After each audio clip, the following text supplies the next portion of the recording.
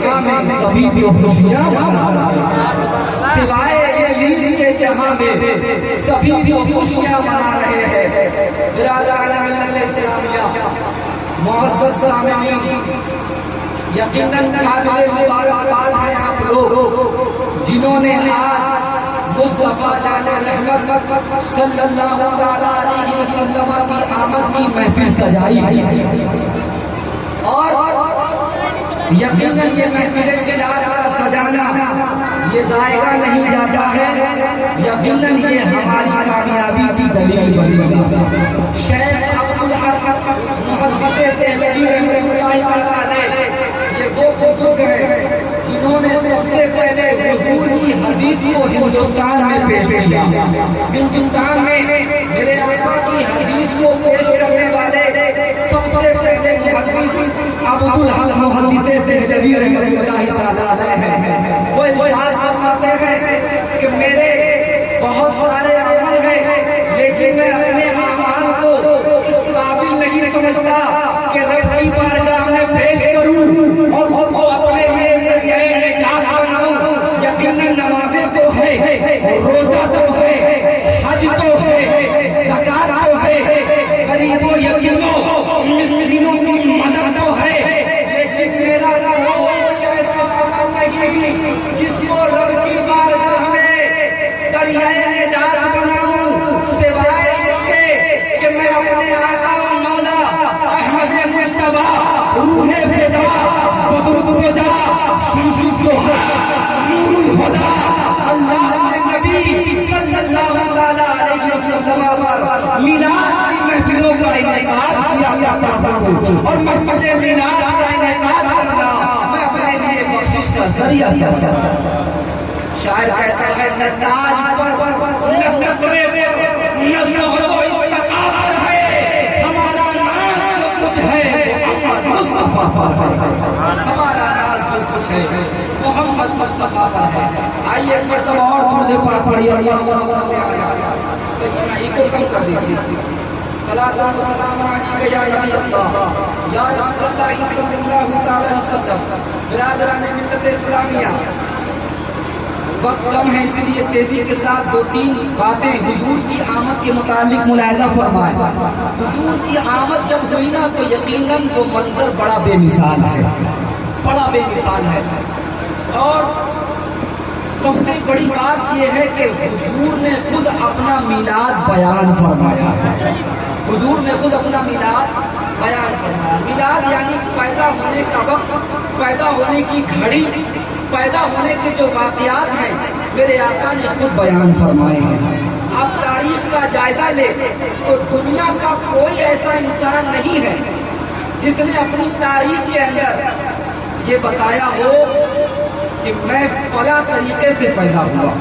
بڑے بڑے محدث، مفکر، علماء، مشائخ یا بڑے بڑے دنیا دار بھی گزرے، ان کی جب تاریخ لکھی جاتی ہے، ان کی جب سوانح حیات لکھی جاتی ہے تو یہ لکھا جاتا ہے کہ فلاں تاریخ کو پیدا ہوئے، فلاں سن میں پیدا ہوئے، انہوں نے یہ کارنامے انجام دیے، لیکن کسی کی تاریخ میں یہ نہیں لکھا جاتا کہ پیدا ہونے کے واقعات کیا کیا تھے، پیدا ہونے کے انداز کیا تھا، پیدا ہونے کے وقت کیا کیا معاملات ہوئے۔ ایسے کوئی بھی واقعات کو بیان نہیں کیا جاتا۔ جانتے ہیں کیوں؟ کیونکہ یہ سب نقص کا پہلو ہے، اس سب کے اندر کمی ہے، اور میرے آقا خود اپنا میلاد بیان کر رہے ہیں کیونکہ بتانا چاہتے ہیں کہ اللہ نے اپنے حبیب کو ہر نقص و عیب سے پاک بنا کر دنیا میں پیدا فرمایا ہے۔ تبھی تو اللہ کے نبی صلی اللہ علیہ وسلم خود اپنا میلاد بیان فرماتے ہیں۔ برادران ملت اسلامیہ، واقعہ بہت تفصیلی ہے، لیکن دو تین باتیں سنیں کہ جب حضرت عبداللہ رضی اللہ تعالیٰ عنہ کی شادی ہو گئی حضرت آمنہ سے، اور حضرت آمنہ کے شکم اطہر میں حضرت عبداللہ کی نشانی یعنی میرے آقا صلی اللہ علیہ وسلم چند مہینے کے تھے کہ حضرت عبداللہ کا انتقال پرملال ہو جاتا ہے۔ انتقال ہو گیا. اللہ اکبر کبیرہ. انتقال تو ہونا یہ خدا کی مصلحت تھی، لیکن مفسرین فرماتے ہیں اس کے اندر حکمت یہ تھی، اس کے اندر وجہ یہ تھی کہ اپنے حبیب کو در یتیم بنا کر پیدا فرمایا. وجہ یہ تھی کہ اگر میرے آقا صلی اللہ علیہ وسلم کے والد محترم حیات سے ہوتے تو کہنے والا کہہ سکتا تھا، زمانے کے لوگ کہہ سکتے تھے کہ جانتے ہو محمد نے 63 سالہ زندگی کے اندر پوری دنیا کو اس لیے فتح فرما لیا، اس لیے فتح فرما دیا کیونکہ ان کے باپ کا ہاتھ ان کے سر پر ہوتا ہے، اور جب کسی کے باپ کا ہاتھ اس کی پیٹھ پر ہو تو یقیناً وہ بے فکر ہو جاتا ہے، وہ کامیابیوں کی منزلوں کو طے کرتا ہوا نظر آتا ہے. اسی لیے میرے آقا صلی اللہ علیہ وسلم یتیم ہو گئے تاکہ زمانے والے کو پتہ چل جائے. اے دنیا والوں سنو سنو، میرا آقا میرا محبوب جو دنیا میں تشریف لایا ہے، جانتے ہو وہ یتیم تو ہے لیکن باوجود اس کے وہ یتیموں کی بے کسوں کی چارہ سازی کرنے والا ہے، یتیموں کے سروں پر دست شفقت رکھنے والا ہے، یتیموں مسکینوں کا خیال رکھنے والا ہے. مصطفیٰ کو یہ مقام باپ کی وجہ سے نہیں بلکہ رب کی عطا کی وجہ سے ملا ہے، رب کی عطا کی وجہ سے. اللہ اکبر. اعلیٰ حضرت کبھی تو ارشاد فرماتے ہیں، وہ کمال حسن حضور ہے کہ گمان نفس جہان یہی پھول خار سے دور ہے، یہی شمع ہے کہ دھواں نہیں. سبحان اللہ. اب ذرا ملاحظہ فرمائے، میرے آقا کی آمد ہو رہی ہے نا، 12 ربیع الاول کی تاریخ ہے، پیر کا دن ہے، صبح صادق کا وقت ہے، میرے آقا کی ولادت ہونے والی ہے. لیکن ولادت ہونے سے پہلے ایک جملہ سنی. حضرت عبد المطلب جو قریش کے سردار ہیں، وہ کہتے ہیں کہ جب میں باہر نکلتا تھا تو لوگوں نے مجھ سے کہا، اے عبد المطلب اگر گستاخی معاف ہو تو میں آپ سے ایک جملہ کہنا چاہتا ہوں. حضرت عبد المطلب کہتے ہیں آخر کیا بات ہے، کون سی بات ہے جو مجھ سے کہنا چاہتے ہو؟ تو کہنے والے نے کہا، اے عبد المطلب، اے متولی خانہ کعبہ، کیا آپ کو پتہ نہیں ہے کہ عرب کا دستور ہے جب کسی عورت کا شوہر انتقال کر جاتا ہے تو اس کو خوشبو لگانا منع ہے، اس کو زیب و زینت کرنا منع ہے، اس کو بناؤ سنگار کرنا منع ہے. اے عبد المطلب، میں دیکھ رہا ہوں کہ آپ کی بہو، آپ کے بیٹے حضرت عبداللہ کی بیوی حضرت آمنہ جب اپنے گھر سے باہر نکلتی ہے تو میں نے دیکھا ہے کہ ان کے جسم سے ایک خوشبو آتی ہے، ایک بڑی ہی اچھی خوشبو آتی ہے.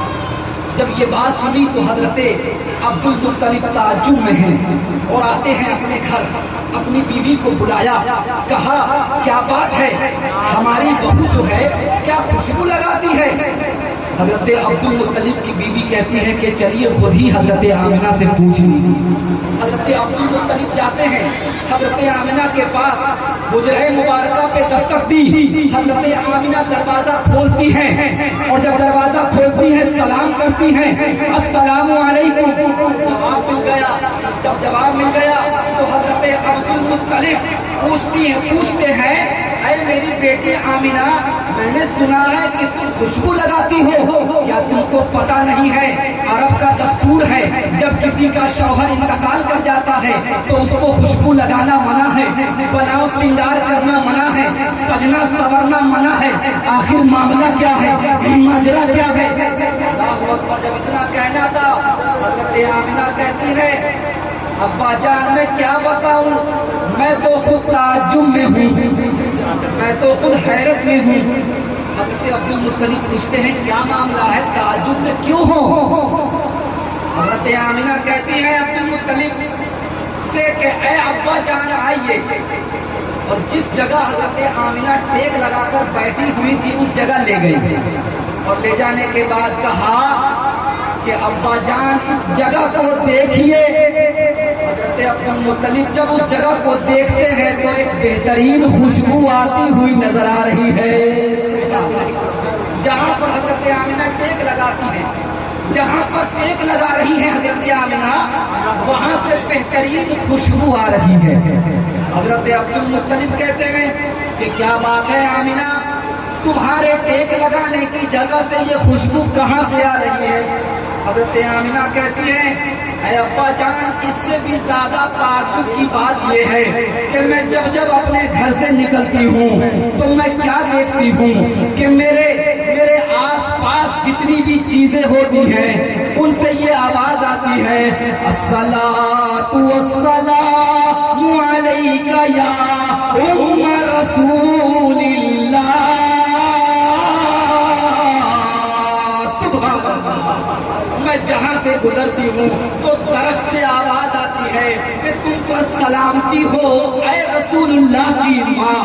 طرف سے آواز آتی ہے، پتھروں سے آواز آتی ہے کہ اللہ کے نبی اے رسول اللہ کی ماں تم پر درود و سلام ہوتے ہوئے نظر آئے. اللہ اکبر. تبھی تو جمیل قادری ارشاد فرماتے ہیں کہ اے شہنشاہ مدینہ الصلاۃ والسلام زینت عرش معلا. الصلاۃ والسلام زینت عرش معلا. اللہ اکبر. اور جمیل قادری کہتے ہیں کہ میرا عقیدہ یہ ہے کہ میں وہ سنی ہوں جمیل قادری، مرنے کے بعد میرا لاشا بھی کہے گا الصلاۃ والسلام. میرا لاشا بھی کہے گا. اللہ اکبر.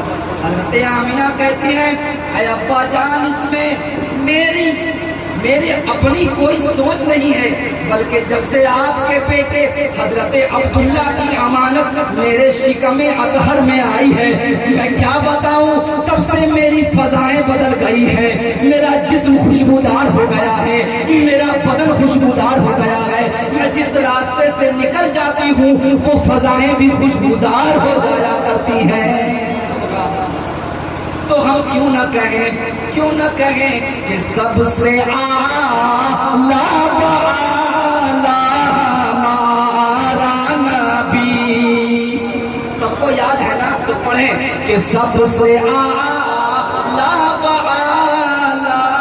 ہمارا نبی، سب سے اعلیٰ ہمارا نبی، سب سے بالا بالا ہمارا نبی. سبحان اللہ. سبحان اللہ. آگے سنیں. حضرت آمنہ کہتی ہیں ابا جان، اس سے بھی زیادہ تعجب کی بات بتاؤں؟ حضرت عبدالمطلب پوچھتے ہیں کیا بات ہے؟ کہا ابا جان، جب میں پانی لینے کے لیے کنویں پر جاتی ہوں تو جتنی طاقتور عورتیں ہوتی ہیں وہ پانی لے کر چلی جاتی ہیں، اور جتنی کمزور عورتیں ہوتی ہیں وہ کنویں پر میرا انتظار کرتی رہتی ہے. سبحان اللہ. میرا انتظار کرتی رہتی ہے. حضرت عبدالمطلب پوچھتے ہیں کہ آخر انتظار کرنے کی وجہ کیا ہے؟ انتظار کرنے کی وجہ کیا ہے؟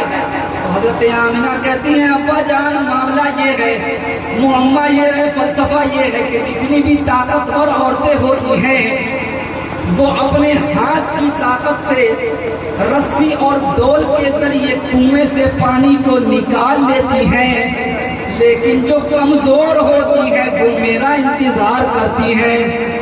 آخر وجہ یہ ہے کہ جیسے ہی میں کنویں کے پاس پہنچتی ہوں کنویں کا پانی خود ہی اوپر کی طرف آتا ہوا نظر آتا ہے. سبحان اللہ. سبحان اللہ. اب بھی میرے آقا شکم اطہر میں ہے، شکم اطہر میں ہے، اور اپنی ماں کی بھی مدد فرما رہے ہیں، اور جو کمزور یتیم مسکین ہیں ان کی بھی مدد فرما رہے ہیں۔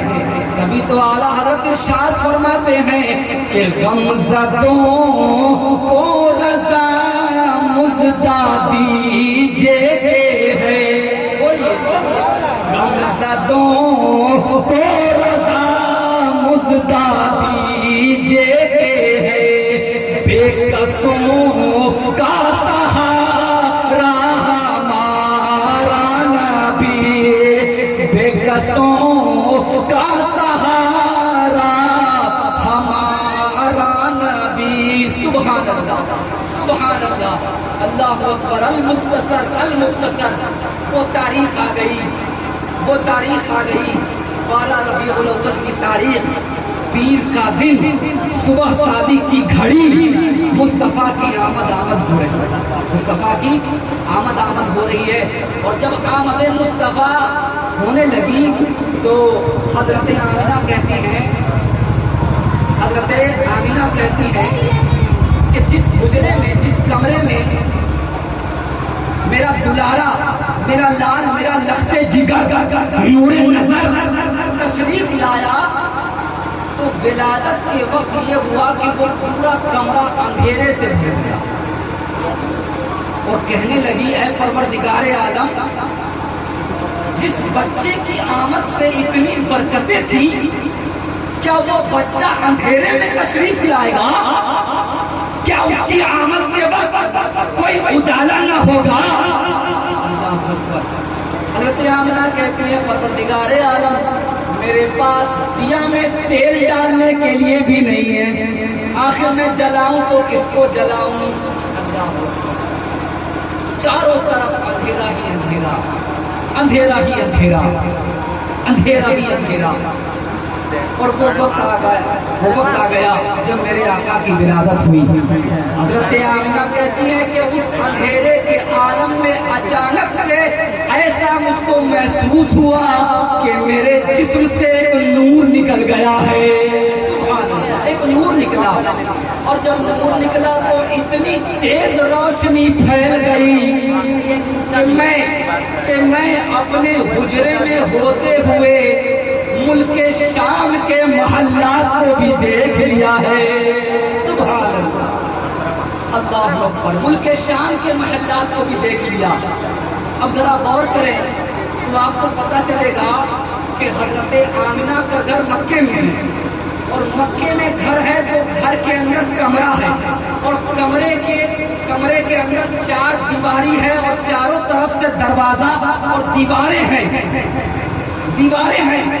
اور خود مکہ شریف کے اندر حضرت آمنہ کا گھر جو ہے وہ ایک پہاڑ کے نیچے ہے، جس پہاڑ کا نام ہے جبل ابو قبیس۔ جبل ابو قبیس کے نیچے حضرت آمنہ کا گھر ہے۔ مطلب یہ ہوا کہ پہلے 4 دیواری ہے، اور 4 دیواری کے بعد جبل ابو قبیس ہے، اور جبل ابو قبیس سے بہت دور جا کر ملک شام ہے، اور ملک شام کے اندر جا کر محلات ہے۔ حضرت آمنہ کہتی ہے کہ میں نے اپنے حجرے انور سے ملک شام کے محلات کو ملاحظہ فرما لیا ہے۔ اور کریں گے آپ تو اگر آپ 10 واٹ کا بلب لگائیں یا 100 واٹ کا یا 1000 واٹ کا، اگر اپنے کمرے میں لگا لیا اور دروازہ کھڑکی چاروں طرف سے بند کر دی تو وہ روشنی بغل والے کمرے میں جا نہیں سکتی ہے، وہ روشنی جا نہیں سکتی۔ لیکن حضرت آمنہ یہ کہہ رہی ہیں کہ جب میرا لخت جگر دنیا میں تشریف لایا تو ایسا نور نکلا کہ جس نور کی روشنی اتنی تھی کہ میری نظر نے اپنی 4 دیواری کو بھی پار کر دیا، جبل ابو قبیس کو بھی پار کر دیا، ملک شام کی جانب چلی گئی، اور ملک شام کے محلات مجھ کو نظر آنے لگے۔ سبحان اللہ۔ اب یہی پر بات نہیں ہے، بلکہ اگر یہ دیکھیں دامودر پور کی جو تیغی جامع مسجد ہے، اگر آپ اس کی فوٹو لیں، ویڈیو بنائیں، دلی کے رہنے والے کسی شخص سے یا سیتا مڑھی کے یا باہر کے علاقے کے رہنے والے کسی شخص سے پوچھے جس نے کبھی دامودر پور کو نہ دیکھا ہو کہ بتاؤ یہ کہاں کی مسجد ہے، تو کیا کوئی بتا سکتا ہے؟ کوئی بتا سکتا نہیں۔ جب تک دیکھا نہ ہے تو بتا کیسے سکتا ہے؟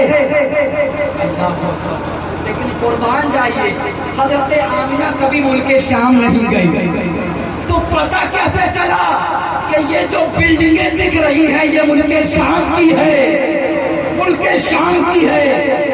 اللہ اکبر۔ درس نظامی میں کتاب چلتی ہے، میر سید مرزانی کی پڑھی ہوگی، ہمارے طالب علموں نے پڑھ رکھی ہے۔ میر سید مرزانی ارشاد فرماتے ہیں کہ مصطفیٰ کا نور ایسا نور ہوتا ہے جو بصیرت کے ساتھ ساتھ بصارت بھی عطا فرما دیا کرتا ہے، یعنی انسان چیز کو جان بھی لیتا ہے اور اس کو پہچان بھی لیا کرتا ہے۔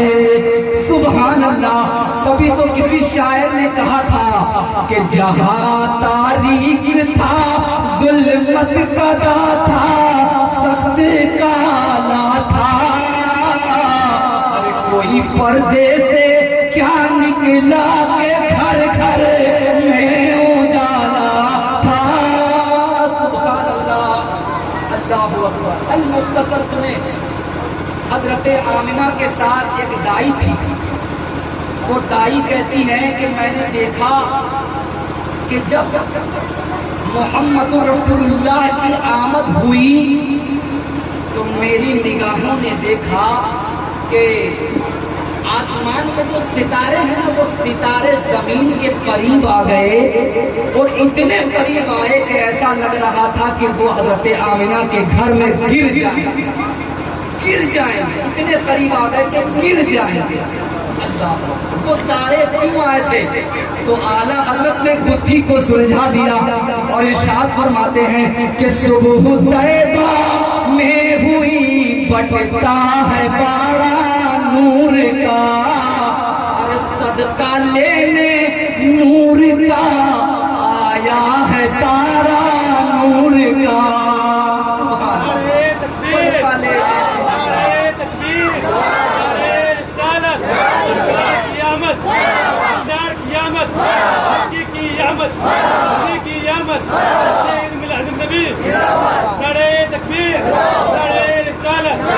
سبحان اللہ، سبحان اللہ۔ اور آگے ارشاد فرماتے کہ تیری نسل پاک میں ہے بچہ بچہ نور کا، اور تو ہے عین نور تیرا سب گھرانہ نور کا۔ سبحان اللہ، سبحان اللہ۔ واقعات تو بہت سارے ہیں، اور ایک بڑا مشہور زمانہ واقعہ، جب میرے آقا دنیا میں تشریف لائے تو میرے آقا کی آمد ہو رہی تھی، تو حضرت عبد المطلب کہتے ہیں کہ میں خانہ کعبہ کا طواف کر رہا تھا، میں خانہ کعبہ کا طواف کر رہا تھا، تو اچانک میں نے کیا دیکھا کہ ایسا لگ رہا ہے کہ خانہ کعبہ جو ہے جھکا چلا جا رہا ہے، اور مجھ کو لگنے لگا کہیں ایسا نہ ہو کہ خانہ کعبہ گر جائے، لیکن جب میں نے غور کیا تو میں نے دیکھا کہ خانہ کعبہ میرے گھر کی جانب جھکا چلا جا رہا ہے۔ اللہ اکبر۔ اعلیٰ حضرت فرماتے ہیں کہ حاجیوں آؤ شہنشاہ کا روزہ دیکھو، کعبہ تو دیکھ چکے، کعبے کا کعبہ دیکھو، کعبہ تو دیکھ چکے، کعبے کا کعبہ دیکھو۔ حضرت عبد المطلب کہتے ہیں کہ مجھ کو لگ رہا تھا جیسے خانہ کعبہ میرے گھر کی جانب جھکا چلا جا رہا ہے۔ اعلیٰ حضرت ارشاد فرماتے ہیں کہ جن کے سجدے کو محراب کعبہ جھکے، بولیے سبحان اللہ، کہ جن کے سجدے کو محراب کعبہ جھکے، ان بھووں کی لطافت پہ لاکھ مذہبوں کی لطافت پہ لاکھوں سلام. اللہ اللہ. ایک آخری بات سنیں, باتیں بہت ساری ہیں, آخری بات سن لیں. میرے طرف سے آخری بات ہے یہاں پر بیان کرنے کے لیے, ورنہ یقیناً زندگیاں کم پڑ جائیں گی لیکن مصطفیٰ کا ذکر ختم نہیں ہو سکتا. اللہ اکبر. مفسر فرماتے ہیں کہ اگر پوری دنیا میں جتنے درخت ہیں تمام کو کاٹ کر قلم بنا دیا جائے اور دنیا کے تمام سمندروں کو روشنائی بنا دی جائے اور محمد کے میم کی حقیقت کو بیان کرنا چاہے تو کوئی محمد کے میم کی حقیقت کو بیان نہیں کر سکتا ہے, کوئی بیان نہیں کر سکتا ہے. کیسے وہ لوگ ہیں جو کہتے ہیں کہ ہم نبی کا چرچا ختم کر دیں گے. اعلیٰ حضرت فرماتے ہیں کہ تو گھٹا ایسے کسی کے نہ گھٹا ہے نہ گھٹے گا, جب بڑھائے تجھے اللہ تعالی تیرا. گئے مٹتے ہیں مٹ جائیں گے آدھا تیرے, نہ مٹا ہے نہ مٹے گا, نہ مٹا ہے نہ مٹے گا کبھی چرچا تیرا, نہ مٹا ہے نہ مٹے گا کبھی چرچا تیرا. تو میں آخری بات یہ بیان کر رہا تھا کہ